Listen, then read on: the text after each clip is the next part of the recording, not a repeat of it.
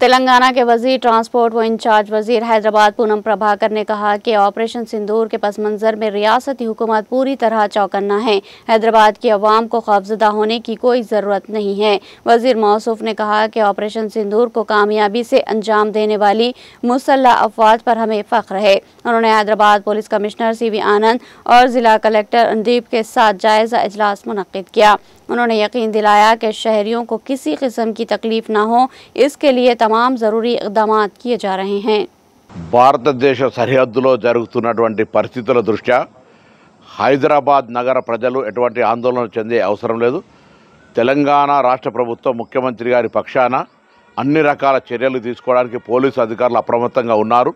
నేను ప్రజలకు కూడా విజ్ఞప్తి చేస్తున్నా, ఎక్కడైనా మీకు అనుమానాస్పద పరిస్థితి కనిపిస్తే వెంటనే దగ్గరలో ఉన్నటువంటి పోలీసు అధికారులకు సమాచారం ఇవ్వండి.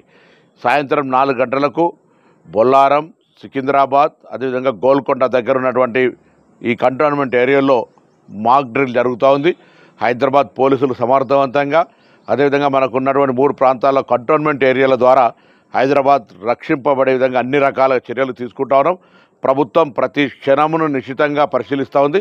ఎవరు ఆందోళన చెందే అవసరం లేదు, ధైర్యంగా ఉండండి. ఈరోజు భారతదేశంలో జరుగుతున్నటువంటి పరిణామాలలో భారతదేశ అంతర్భాగంగా కానీ సరిహద్దులో మనం గెలవాలని, మనమందరం కూడా ఎవరి తలవంచే విధంగా ఉండొద్దని కోరుకుంటూ తెలంగాణ రాష్ట్ర ప్రభుత్వం పక్షాన కూడా ఎటువంటి లోపాలు లేకుండా అన్ని రకాల చర్యలు తీసుకుంటాను. ఇప్పటికే కాంగ్రెస్ పార్టీ నాయకత్వం పక్షాన కూడా భారత ప్రభుత్వం చేసే ప్రతి చర్యకు మద్దతునిస్తామని చెప్పినారు.